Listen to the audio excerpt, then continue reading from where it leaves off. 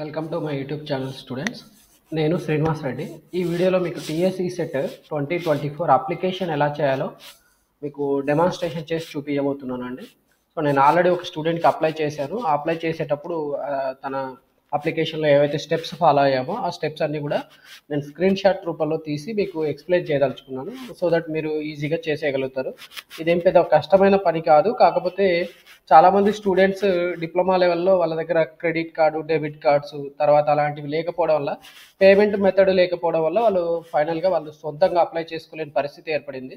So అలాగే మా కాలేజీలో కూడా కొంతమంది స్టూడెంట్స్ వాళ్ళు సొంతంగా అప్లై చేసుకోలేక నన్ను అప్రోచ్ అయ్యారు. సో అప్రోచ్ అయినప్పుడు నేను వాళ్ళ డేటా తోటి సహాయంతో వీడియో చేస్తున్నానండి. కాకపోతే వాళ్ళ డేటాను అయితే నేను ఎక్కడ డిస్క్లోజ్ చేయట్లేదు. సో ఆ డేటా ఎక్కడైతే సెన్సిటివ్ డేటా ఉంటుందో దాన్ని అంతటిని కూడా నేను పెయింట్లో జస్ట్ మార్క్స్ చేశాను. సో మీకైతే స్టెప్స్ ఎక్స్ప్లెయిన్ చేయదలుచుకున్నాను కాబట్టి ఆ స్క్రీన్ షాట్స్ క్యాప్చర్ చేశాను. సో అవి ఎలా చేయాలి ఏంటనేది మీకు ఇక్కడ కూడా ఇచ్చారు డైరెక్ట్ వెబ్సైట్లో. సో ఈ వెబ్సైట్ రావాలి అంటే మీరు ఫస్ట్ అయితే eset.tschhe.ac.in ఇది వెబ్సైట్. ఈ వెబ్సైట్ మీరు గూగుల్ క్రోమ్లో కానీ ఇంటర్నెట్ ఎక్స్ప్లోర్లో కానీ మీరు ఎంటర్ చేయాల్సి ఉంటుంది. దాని తర్వాత మీకు ఈ హోమ్ పేజ్లో మనకి ఇక్కడ అప్లికేషన్ అని కనిపిస్తుంది. ఆ అప్లికేషన్లో మనము అప్లికేషన్ చేసుకోవాల్సి ఉంటుంది. దీనికి అంతటికంటే ముందు మీరు ఏం చేయాలంటే ఇక్కడ ఈ ఇన్ఫర్మేషన్ అని ఇచ్చాడు. మీరు అప్లికేషన్ ఎలా చేయాలి అనేది క్లియర్గా ఇక్కడ ఇచ్చారు. సో దీంట్లో మీకు ఫస్ట్ రీజనల్ సెంటర్స్ తెలవాలండి. సో ఈ రీజనల్ సెంటర్స్ ఎక్కడ ఏంటి అనేది మీకు ఏది నియర్ బై ఉన్నది చూసుకోవాలి. మీరు ఇక్కడ హైదరాబాద్ 1, హైదరాబాద్ 2, హైదరాబాద్ 3 ఇలా హైదరాబాద్ 4, నల్గొండ, కోదాడ కొన్ని డిస్ట్రిక్ట్స్ ఇచ్చాడండి. ఈస్ట్ వైల్ డిస్ట్రిక్ట్స్లో ఇంపార్టెంట్ ప్లేసెస్ ఎక్కడైతే ఇంజనీరింగ్ కాలేజెస్ ఉంటాయో అక్కడ మనకి కంప్యూటర్ సెంటర్స్ ఉంటాయి కాబట్టి కంప్యూటర్స్ మీద కండక్ట్ చేసే టెస్ట్ కాబట్టి ఈ సెట్. సో దానికోసం మనకి ఏ ప్లేస్ అయితే సూటబుల్ అవుతుందో మనకి ఏదైతే నియర్ బై దగ్గరగా ఉంటుందో అది చూసుకొని మనం అప్లై చేసుకోవాలి. సో ఎవరైతే ఈ ప్లేసెస్ పర్టికులర్ ప్లేసెస్ చూసుకొని వాళ్ళకి తెలిసే ఉంటుంది. సో వాళ్ళకి ఏది నియర్ బై ఉంటే వాళ్ళు చూస్ చేసుకొని ఈ సెంటర్స్ ముందు నోట్ చేసుకొని పెట్టుకోవాలండి.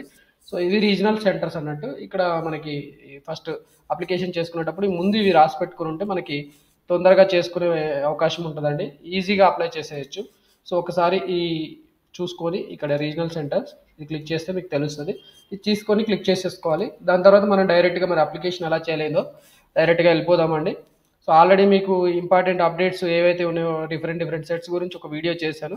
సో ఆ సెట్స్ వీడియోలోనే మనకి ఈ సెట్ నోటిఫికేషన్ ఎప్పుడైతే షెడ్యూల్ వచ్చిందో ఆ ఇన్ఫర్మేషన్ అంతా కూడా ఇచ్చాను. మీరు ఇక్కడ కూడా చూసుకోవచ్చు. ఇక్కడ ఇస్తున్నారు ఆల్రెడీ. అప్లికేషన్ కమెన్స్మెంట్ అనేది 15th ఫిబ్రవరి నుంచి స్టార్ట్ అయింది. మనకి ఎగ్జామ్ వచ్చి 6th మే రోజున ఉంది. Last date for submission of online application అనేది 16th April without fee, late fee. With late fee 500 22 April వరకు చేయొచ్చు. With late fee of 1000 28th April వరకు చేయొచ్చు. ఇది మరి రిజిస్ట్రేషన్ ఫీజు కూడా ఎస్సీ ఎస్టీకి 500 అండి. మరి అదర్ దాన్ ఎస్సీ ఎస్టీ అంటే ఓబీసీ జనరల్ క్యాండిడేట్స్కి అయితే 900. దీనికి సర్వీస్ ఛార్జెస్ కూడా పడతాయండి.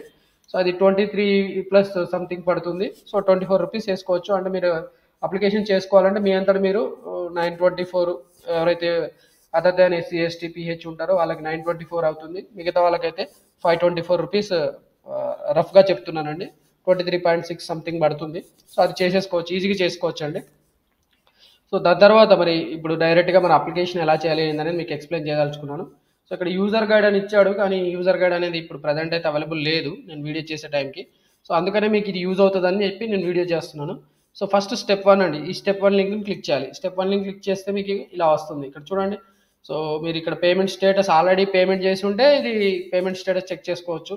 మీరు ఏదైతే డిప్లొమా హాల్ టికెట్ ఉంటుందో డిప్లొమాలో మీ పిన్ నెంబర్ అది ఇక్కడ ఎంటర్ చేయాల్సి ఉంటుంది. Qualifying examination hall ticket number అంటే డిప్లొమా పిన్ నెంబర్ అండి, మొబైల్ నెంబర్. ఒకవేళ మీరు ఆల్రెడీ రిజిస్ట్రేషన్ చేసి అంతా చేసుకుని ఉంటే చెక్ చేసుకోవచ్చు. ఇక్కడ లేదు నేను ఇంకా చేయలేదు ఫ్రెష్గా చేస్తున్నాను అనుకుంటే మరి ఇక్కడికి డైరెక్ట్గా వెళ్ళిపోయి క్లోజ్ కొట్టేసేయాలి. క్లోజ్ కొట్టేసి ఇక్కడ మీరు డేటా ఎంటర్ చేయాల్సి ఉంటుంది. డేటా ఎంటర్ చేయాలి ఏంటి అనేది నేను ఆల్రెడీ ఎంటర్ చేశాను. ఆ డేటాను మీకు డెమో చేసి చూపిస్తున్నాను. అంతకుమించి ఏమి లేదు. క్వాలిఫైయింగ్ ఎగ్జామినేషన్ అంటే ఇక్కడ మీరు డిప్లొమా అయితే డిప్లొమా, బీఎస్సీ డిగ్రీ చేసే వాళ్ళైతే బీఎస్సీ డిగ్రీ సెలెక్ట్ చేసుకొని వాళ్ళ డిగ్రీ హాల్ టికెట్ నెంబర్ ఇక్కడ ఎంటర్ చేయాల్సి ఉంటుంది. దాని తర్వాత బీఎస్సీ మ్యాథమెటిక్స్ ఓన్లీ ఇదే ఆప్షన్ ఉంది. సో వాళ్ళు ఎప్పుడు పాస్ అయ్యారో కూడా వాళ్ళు సెలెక్ట్ చేసుకోవాల్సి ఉంది. మన డిప్లొమా చెప్తున్నా కాబట్టి డిప్లొమా పిన్ నెంబర్ ఎంటర్ చేయాలి. తర్వాత డిప్లొమాలో ఏ బ్రాంచ్ అయితే ఆ బ్రాంచ్ ఇక్కడ మీరు చూసుకోవాలి. పర్టికులర్ బ్రాంచ్ ఏదైతే అది మీరు ఇక్కడ డిప్లొమాలో ఏ బ్రాంచ్లో చదివారో ఆ బ్రాంచ్ ఇక్కడ మీరు సెలెక్ట్ చేసుకోవాల్సి ఉంటుంది. నేనైతే సిఎంఈ స్టూడెంట్స్ కోసం చెప్తున్నాను. సిఎంఈ స్టూడెంట్స్ డేటా ఇది. సో వాళ్ళు బ్రాంచ్ ఎంట్రన్స్ ఎగ్జామ్ టెస్ట్ కూడా సిఎస్సినే ఉంది. సపోజ్ మనం ఇక్కడ ఏఈఐ చూస్తే చూడండి, ఇక్కడ 2 ఆప్షన్స్ వచ్చాయి. అంటే ఏఈఐ చదివే వాళ్ళు ఈసీఈ, ఈఐఈ 2 కోర్సులకి వాళ్ళు ఎలిజిబుల్ అవుతారు. కాబట్టి ఆ రెండిట్లో ఏదో ఒక దాని ఎగ్జామ్ వాళ్ళు ఆప్ట్ చేసుకోవాల్సి ఉంటుంది ఈ సెట్ రాసేటప్పుడు. సో అది సెలెక్ట్ చేసుకొని వాళ్ళు ప్రొసీడ్ అవ్వాల్సి ఉంటుందండి. ఇప్పుడు ప్రజెంట్ అయితే నేను చెప్తున్నది ఏంది, సిఎంఈ కాబట్టి సిఎంఈది సెలెక్ట్ చేస్తున్నాను. సో వాళ్ళు ఏ ఇయర్ పాస్ అయ్యారు అంటే 2024లో పాస్ అవ్వబోతున్నారు వాళ్ళు ఫైనల్ ఇయర్ స్టూడెంట్స్. సో వాళ్ళ ఆధార్ కార్డ్ నెంబర్ ఇక్కడ ఎంటర్ చేయాల్సి ఉంటుంది. వాళ్ళ క్యాండిడేట్ నేమ్ ఇక్కడ చూడండి, క్యాండిడేట్ నేమ్ అనేది as per SSC or equivalent enter చేయాలి. డేట్ ఆఫ్ బర్త్ కూడా as per SSC equivalent enter చేయాల్సి ఉంటుంది. తర్వాత డేట్ ఆఫ్ బర్త్ కూడా ఎస్ఎస్సిని చెక్ చేసుకొని ఎంటర్ చేయాలి. క్యాండిడేట్స్ మొబైల్ నెంబర్, వాళ్ళ మొబైల్ నెంబర్ ఇక్కడ ఎంటర్ చేయాల్సి ఉంటుందండి. తర్వాత ఆల్టర్నేట్ మొబైల్ నెంబర్, ఇక్కడ ఆల్టర్నేట్ నెంబర్ కూడా ఎంటర్ చేయాల్సి ఉంటుంది. అంటే పేరెంట్స్, మదర్, రిలేటివ్ ఎవరిదైతే వాళ్ళది. మీకు అక్కడ ఇంకో మొబైల్ నెంబర్ ఉంటే మీదే ఎంటర్ చేయొచ్చు. తర్వాత మీ ఈమెయిల్ ఐడి కూడా మీరు ఎంటర్ చేయాల్సి ఉంటుంది. మీ కేటగిరీ ఏదైతే ఆ పర్టికులర్ కేటగిరీ సెలెక్ట్ చేయాల్సి ఉంటుందండి. ఓసీకి అయితే చూడండి, ఓసీ అయ్యి ఫిజికల్లీ హ్యాండిక్యాప్డ్ అయితే ఓకే, ఫిజికల్లీ హ్యాండిక్యాప్డ్ అయ్యి క్రెడిట్ కార్డ్తో పేమెంట్ చేయాలంటే చూడండి మీకు ఏమొస్తుంది. సో ఈ డేటా అంతా అయితే ఎంటర్ చేయాల్సి ఉంటుంది. సో నేను డేటా ఏమీ ఎంటర్ చేయలేదు కాబట్టి నాకు డేటా ఎంటర్ చేయమని అడుగుతుంది. నేను ఆల్రెడీ స్క్రీన్ క్యాప్చర్ చేశాను. సో అది మీకు డైరెక్ట్ చూపిస్తాను. సో ఇవన్నీ ఫిల్ చేసిన తర్వాత మనం ఇప్పుడు ప్రొసీడ్ టు పేమెంట్ అన్న తర్వాత చూడండి, ఇక్కడ మీకు పేమెంట్ చూపిస్తుంది. పేమెంట్ అనేది పిహెచ్ అయితే ఓసీ అయినా కూడా 500 ఉంది. నో అయితే చూడండి, నో అయితే ఏముంది, నో అయితే 900 వస్తుందండి. అంటే ఎంట్రన్స్ ఎగ్జామినేషన్ ఫీజు 900 అండి. సో ప్రొసీడ్ టు పేమెంట్ అన్న తర్వాత మనకి ఏమవుతుందో చూపిస్తాను. ప్రొసీడ్ టు పేమెంట్ అయిన తర్వాత మనకి పేమెంట్ గేట్వే వస్తుంది. ఆ పేమెంట్ గేట్వే దగ్గర మనము క్రెడిట్ కార్డ్ సెలెక్ట్ చేస్తే క్రెడిట్ కార్డు డేటా ఎంటర్ చేయాల్సి ఉంటుంది. అది ఎంటర్ చేసిన తర్వాత మనకి ఏమవుతుంది, ట్రాన్సాక్షన్ రిసిప్ట్ వస్తుందండి. ట్రాన్సాక్షన్ రిసిప్ట్ వస్తుంది, అది నేను మీకు చూపిస్తాను. సో నా ట్రాన్సాక్షన్ రిసిప్ట్ ఇక్కడ నేను ఆల్రెడీ తీసాను కాబట్టి చూపిస్తున్నానండి. సో ఇది స్టెప్ 1. సో ఇలా స్టెప్ 1 డేటా అంతా నేను ఎంటర్ చేశాను. సో డేటా అంతా ఇలా ఫిల్ చేసిన తర్వాత ప్రొసీడ్ టు పేమెంట్ అన్నాను. ప్రొసీడ్ టు పేమెంట్ అన్న తర్వాత నాకు ఏమైంది, ఆఫ్టర్ పేమెంట్ ఓకే, ఇక పేమెంట్ చేసిన తర్వాత మధ్యలో పేమెంట్ మీరు ఎంటర్ చేయాల్సి ఉంటుందండి. ఆ పేమెంట్ డేటా సెన్సిటివ్ డేటా కాబట్టి నేను మీకు చూపించదలుచుకోలేదు. సో పేమెంట్ చేసిన తర్వాత మనకి ఇక్కడ పేమెంట్ రిఫరెన్స్ ఐడి వస్తుంది, టీఎస్పి ఇలా నెంబర్ వస్తుందండి. సో ఈ నెంబర్ మనం నోట్ చేసుకొని ఉండాలి. దాని తర్వాత proceed to fill application click చేయాలి. Proceed to fill application click చేసిన తర్వాత మనకి ఏమవుతుంది, okay proceed to fill application చేసిన తర్వాత మనకి ఏమవుతుంది చూపిస్తున్నాను చూడండి. ఓకే ఇది ఫైనల్గా సబ్మిట్ చేసిన తర్వాత ఆఫ్టర్ ఫిల్ మనకి డేటా ఫిల్ చేయాల్సి ఉంటుందండి. ఓకే ఆ ఫిల్ చేయాల్సిన డేటా ఏంటనేది చూపిస్తాను మీకు. సో ఇది ఇలా వస్తుందండి, ఈ పేజ్ ఓపెన్ అవుతుంది. ఇదే నేను మీకు పిక్చర్ రూపంలో తీశాను. ఆ పిక్చర్ రూపంలో ఉన్న డేటాని బిఫోర్ ఫిల్లింగ్ అని నేను పెట్టాను. సో ఈ బిఫోర్ ఫిల్లింగ్ డేటా, సో ఇది ఇలా ఓపెన్ అవుతుందండి. ఇలా ఓపెన్ అయిన దాంట్లో చూడండి మనకి ఏమేమి డేటా అడుగుతుంది. సో పేమెంట్ రిఫరెన్స్ నెంబర్ వచ్చింది, తర్వాత qualifying examination hall ticket, date of birth, దాని తర్వాత candidate name, father name enter చేయాల్సి ఉంటుంది. క్యాండిడేట్ నేమ్ ఆటోమేటికల్లీ మనం ఆల్రెడీ ఫిల్ చేసాం కాబట్టి అది వచ్చేస్తుంది. మదర్ నేమ్ కూడా మనం ఎంటర్ చేయాల్సి ఉంటుంది. తర్వాత డేట్ ఆఫ్ బర్త్ మనం ఆల్రెడీ ఫిల్ చేసాం కాబట్టి అది ఆటోమేటిక్గా వచ్చేస్తుంది. తర్వాత జెండర్, ఇక్కడ మేల్ అయితే మేలు, ఫీమేల్ అయితే ఫీమేల్, ఏదైతే అది. తర్వాత ఆధార్ కార్డ్ నెంబర్ కూడా ఎంటర్ చేయాల్సి ఉంటుందండి. దాని తర్వాత మరి ఆధార్ కార్డ్ నెంబర్ కూడా ఎంటర్ చేయాల్సి ఉంటుంది. ఓకే సో మీకు ఇది ప్రజెంట్ అయితే సెన్సిటివ్ డేటా కాబట్టి ఎక్కువ కాన్సన్ట్రేట్ చేయట్లేదండి. ఓకే దాని తర్వాత ఆధార్ నెంబర్ ఎంటర్ చేయాలి. బర్త్ స్టేట్, మీ బర్త్ స్టేట్ మీరు ఎక్కడ తెలంగాణ, ఆంధ్రనా, అదర్ దెన్ తెలంగాణ, ఆంధ్రప్రదేశ్, ఈ రెండు కాకుండా ఇంకేదైనా స్టేట్ అయితే అది మీరు ఇక్కడ సెలెక్ట్ చేయాల్సి ఉంటుంది. తర్వాత బర్త్ డిస్టిక్, మీ పర్టికులర్ స్టేట్ ఏదైతే ఆ పర్టికులర్ స్టేట్లో చదివే డిస్టిక్ కూడా ఇక్కడ మీరు సెలెక్ట్ చేయాల్సి ఉంటుంది. మీకు అక్కడ రేషన్ కార్డ్ నెంబర్ ఉంటే మీ ration card, white ration card ఉంటుంది కదండి, ఆ నెంబర్ ఎంటర్ చేయాలి. మీ కేటగిరీ ఆల్రెడీ బై డిఫాల్ట్ మనం సెలెక్ట్ చేసి ఉంటాం కాబట్టి అదే వస్తుంది. సో ఇక్కడ మనకి బీసీబీ, ఇందాక నేను ఎవరికైతే అప్లై చేశానో వాళ్ళు బీసీబీ కాబట్టి బీసీబీ వచ్చింది. వాళ్ళ క్యాస్ట్ కూడా ఇక్కడ డ్రాప్ డౌన్ లిస్ట్లో వస్తుందండి. వాళ్ళది ఏదైతే అది మీరు సెలెక్ట్ చేయాల్సి ఉంటుంది. క్యాస్ట్ సర్టిఫికేట్ నెంబర్ కూడా మనం ఎంటర్ చేయాల్సి ఉంటుంది. మీ సేవ నుంచి మనకి ఏదైతే క్యాస్ట్ సర్టిఫికేట్ వస్తుందో అది ఎంటర్ చేయాలి. తర్వాత మీకు రిజర్వేషన్ మీరు ఏమైనా ఉంది, ఇది కౌన్సిలింగ్ టైంలో మనకి యూజ్ అవుతుంది. ఆఫ్టర్ రైటింగ్ ది ఎగ్జామ్ మనకి ర్యాంక్ వస్తుంది. ఆ ర్యాంక్ ప్రకారం మనము కౌన్సిలింగ్లో ఈ పర్టికులర్ కేటగిరీ ఉండడం వల్ల మనకి బెనిఫిట్ జరుగుతుంది, మంచి కాలేజీలో సీట్ వస్తుంది. సో మీ దగ్గర ఎన్సీసీ సర్టిఫికేట్ ఉంటే మీరు ఎన్సీసీ అని సెలెక్ట్ చేసుకోండి. ఒకవేళ మీ ఫాదర్ పేరెంట్స్ ఎవరైతే ఉంటారో మీ పేరెంట్స్ వాళ్ళు ఆర్మీలో పనిచేస్తే children of armed personal select చేసుకోవచ్చు. ఒకవేళ మీరు స్పోర్ట్స్ అండ్ గేమ్స్లో ఆడి ఉంటే మీరు ఇక్కడ స్పోర్ట్స్ అండ్ గేమ్స్ టిక్ చేయాల్సి ఉంటుంది. మీరు ఒకవేళ ఆంగ్లో ఇండియన్ అయితే ఆంగ్లో ఇండియన్ కింద టిక్ చేయాల్సి ఉంటుందండి. ఇవన్నీ కూడా రిజర్వేషన్ ఉన్నాయి వాళ్ళకి.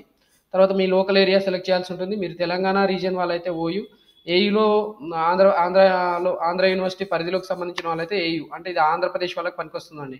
ఎస్వి వాళ్ళ వెతికే రాయలసీమ వాళ్ళు, ఓకే, రాయలసీమ వాళ్ళకి ఇది ఎస్వి యూనివర్సిటీ సెలెక్ట్ చేయాల్సి ఉంటుంది.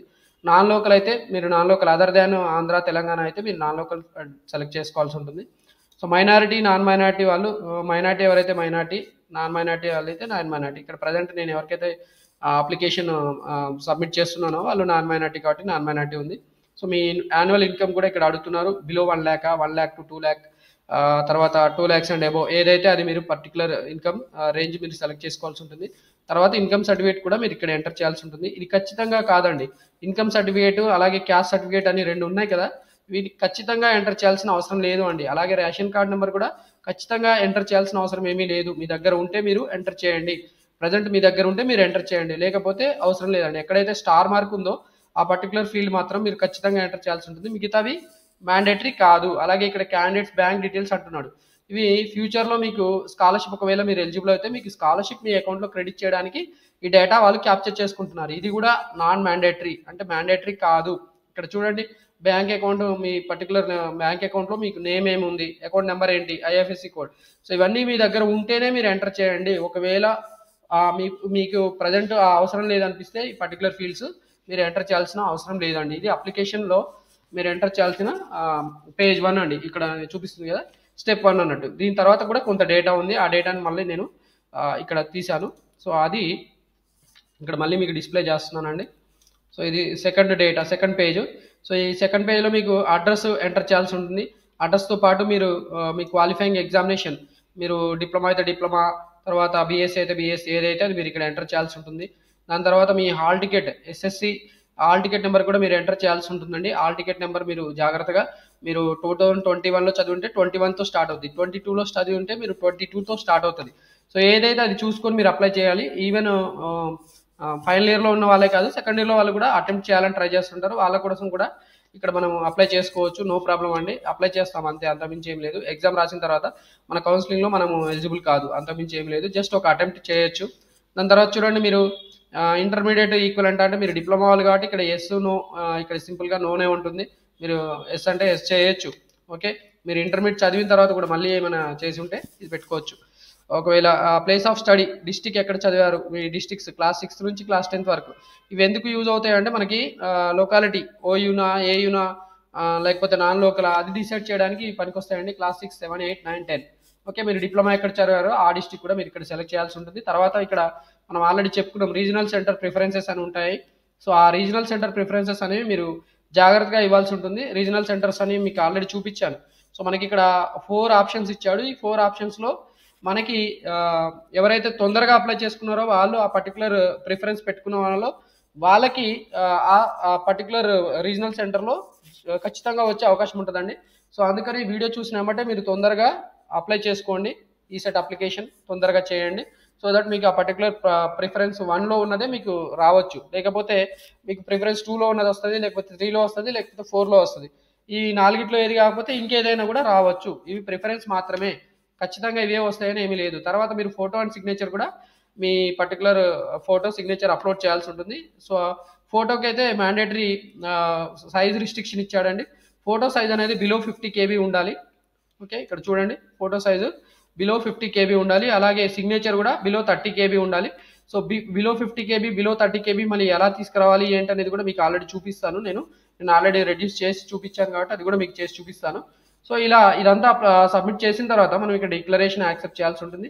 మనం ఇప్పటివరకు ఏదైతే డేటా అంతా ఎంటర్ చేసామో అదంతా కూడా ట్రూ అండ్ మీ సొంత నాలెడ్జ్ తోటి మీరు యాక్సెప్ట్ చేస్తూ ఏదైనా మిస్టేక్స్ అయితే మీరే బాధ్యత తీసుకుంటారు అన్నట్టు మీరు ఇక్కడ డిక్లరేషన్ సెలెక్ట్ చేయాల్సి ఉంటుంది. దాని తర్వాత మీరు ప్రివ్యూ అండ్ సబ్మిట్ క్లిక్ చేయాలి. So preview and submit click చేయడం వల్ల మీకు అప్లికేషన్ ఏదైతే డేటా ఎంటర్ చేశారో అదంతా మీకు ఒకసారి మీరు ఏమేమి డేటా ఎంటర్ చేశారో అదంతా ఓపెన్ అవుతుంది. అది ఒకసారి జాగ్రత్తగా చెక్ చేసుకొని మీరు సబ్మిట్ కూడా క్లిక్ చేయాల్సి ఉంటుందండి. ఇది ఫైనల్ స్టెప్. సో దీని తర్వాత మనకి డేటా ఎలా వస్తుంది ఏంటి అనేది మీకు ఇక్కడ నేను వీడియోస్ స్క్రీన్ షాట్ తీశాను. సో వాటిని మీకు చూపిస్తాను, చూడండి. సో అది ఆఫ్టర్ ఫిల్లింగ్ డేటా ఎలా వచ్చింది ఏంటి అనేది మీకు ఇక్కడ నేను చూపిస్తున్నాను. సో ఇలా మనకి డేటా అనేది, సో ఇదైతే నేను జస్ట్ పీడిఎఫ్ సేవ్ చేశాను కాబట్టి నాకు ఇలా వచ్చింది. ఫైనల్గా డేటా ఎలా వస్తుంది అంటే మనకి ఒక పీడిఎఫ్ A4 సైజ్ పేపర్లో వస్తుందండి. సో ఇదంతా మనకి ప్రజెంట్ జస్ట్ నేను సేవ్ చేశాను కాబట్టి సో ఇలా వస్తుంది. సో ఇది ఫైనల్గా ఇలా డేటా వస్తుందండి. సో ఆఫ్టర్ దిస్ మనకి ఓకే ఇది రెండోది అంటే మనకి పిక్చరు ఫోటో అంతా మనం అప్లోడ్ చేసాం కదండి. సో ఆ డేటా అంతా కూడా మనకి ఇలా వచ్చింది. ఓకే ఇది application form page. Okay application form దీని ప్రింట్ తీసుకోవాల్సి ఉంటుందండి. సో ప్రింట్ తీసుకోవడానికి కూడా నేను ఇలా చూపిస్తున్నాను. ఇక్కడ ఇది ప్రజెంట్ అయితే మీకు డేటా ఓపెన్ చేసి చూపించను. సో ఇది అప్లికేషన్, స్టూడెంట్ అప్లికేషన్. సో ఇలా ఓపెన్ అయింది. సో ఓకే సో ఇది అప్లికేషన్ ఓపెన్ అయిన తర్వాత మనకి ఇది ప్రింట్ తీసుకొని మనం జాగ్రత్తగా నోట్ చేసి పెట్టుకోవాలి. మనకి అప్లికేషన్ అంతా సబ్మిట్ అయిన తర్వాత మనకి ఒక రిఫరెన్స్ నెంబర్ వస్తుందండి. సో ఆఫ్టర్ సబ్మిషన్ మనకి ఇలా రిఫరెన్స్ నెంబర్ వస్తుంది ఇది. ఓకే డేటా అంతా సబ్మిట్ చేసిన తర్వాత మనకి ఇక్కడ రిజిస్ట్రేషన్ నెంబర్ వచ్చింది. ఈ నెంబర్ని మనం జాగ్రత్తగా ఉంచుకోవాలండి. సో ఇది ఒరిజినల్గా అయితే పేజ్ లుక్ ఇలా ఉంటుందండి. నేను మీకు జస్ట్ ఫుల్ డేటా చూపించట్లేదు, ఎందుకంటే సెన్సిటివ్ డేటా ఉంది కాబట్టి అది నేను చూపించట్లేదు. ఓకే సో ఈ రకంగా మనం ఈ స్టెప్స్ ఫాలో అవ్వాల్సి ఉంటుందండి. ఓకే దాని తర్వాత మనకి ఫైనల్గా ప్రింట్అవుట్ తీసుకోవాలి. అది ఫైనల్ అప్లికేషన్. సో ఇలా ఫైనల్ అప్లికేషన్ అని మనకి ఇలా ఓపెన్ అవుతుందండి. సో ఇది ఫైనల్ అప్లికేషన్. ఇక్కడ రిజిస్ట్రేషన్ ఫామ్ అంటారు.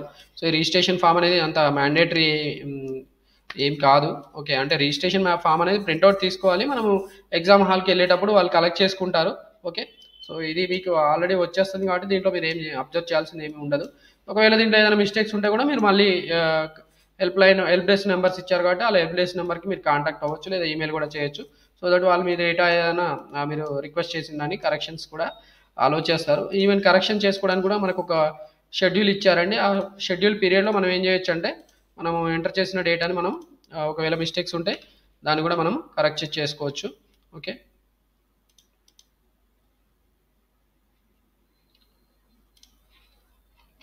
సో ఇలా మనము ఈ ఈసెట్ అప్లికేషన్ అనేది చేసుకోవాల్సి ఉంటుంది.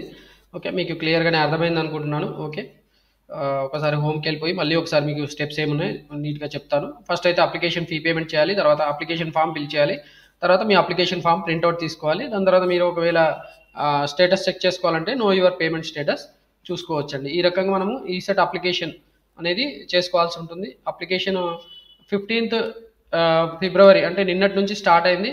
మనకి లాస్ట్ డేట్ 28th ఏప్రిల్ వరకు ఇచ్చారు. బట్ లేట్ ఫీ అనేది 1000 రూపీస్ ఉంది. అంటే 1900 పే చేయాల్సి ఉంటుందండి. మీరు 28th ఏప్రిల్ వరకు మీరు అప్లికేషన్ చేసుకోవాలంటే 22 నుంచి 28 లోపు చేసుకోవచ్చు. అది లేట్ ఫీ అంటే 1900 లేట్ ఫీ తోటి మీరు అప్లై చేసుకోవచ్చు. ఈ రకంగా మనము ఈసెట్ అప్లికేషన్ అనేది అప్లై చేసుకోవచ్చు.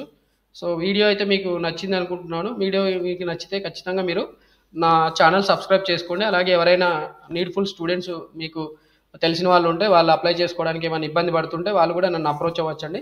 నా మొబైల్ నెంబర్ వచ్చి 9866385288 9866385288. ఇది నా మొబైల్ నెంబరు. నేను మీకు ఒకటి ఇన్ఫర్మేషన్ షేర్ చేయాలనుకున్నాను కదా, హౌ టు కంప్రెస్ ఫైల్స్.